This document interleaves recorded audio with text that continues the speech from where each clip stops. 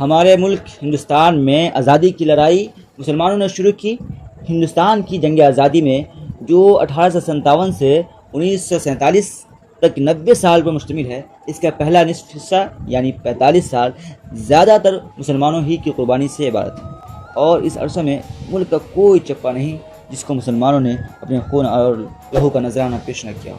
جنگ آزادی کا یہ حصہ جس میں سب سے زیادہ خون ریزی اور تباہی اور بربادی ہوئی، مسلمانوں کی مذہبی طبقے کی قربانی اور فداکاریوں کی تاریخ ہے۔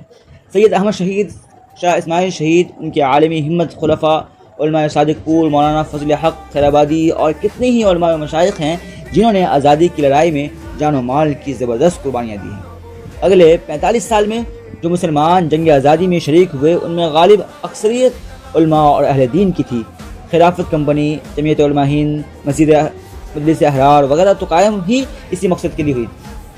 افسوس کہ لوگ ان تحریکوں کو فراموش کر گئے۔ انہوں نے صرف کانگریس کو یاد رکھا، جو محض انگریز کی خوشامد اور ہندوستانیوں اور انگریزوں کے درمیان روابط کو پروان چڑھانے کی غرض سے قائم کی گئی تھی۔ ریشمی رومال اور یہ تحریک اسی طرح ہندوستان کی جلاوطن حکومت میں بھی زیادہ حصہ علماء اور خصوصیت سے شیخ الہند حضرت مولانا محمود حسن دیوبندی اور ان کے شاگرد مولانا عبید اللہ سندھی کا تھا۔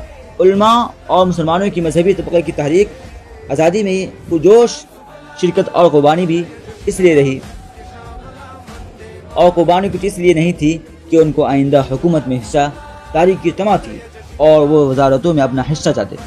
انہوں نے یہ سب کچھ تحسین و تعریف کی تمنا اور عہد و مال و زر کی حص و تما سے آزاد ہو کر صرف اللہ کو راضی کرنے کے لیے کیا تھا، کیونکہ وہ اس بات پر یقین رکھتے تھے کہ آزادی ہر انسان کا فطری اور پیدائشی حق ہے، اور کسی قوم کو غلام و محکوم بنا لینا ایک ایسا ظلم ہے کہ اس کے خلاف آواز اٹھانا جہاد اور اس کی راہ میں اپنے آپ کو قربان کرنا شہادت ہے۔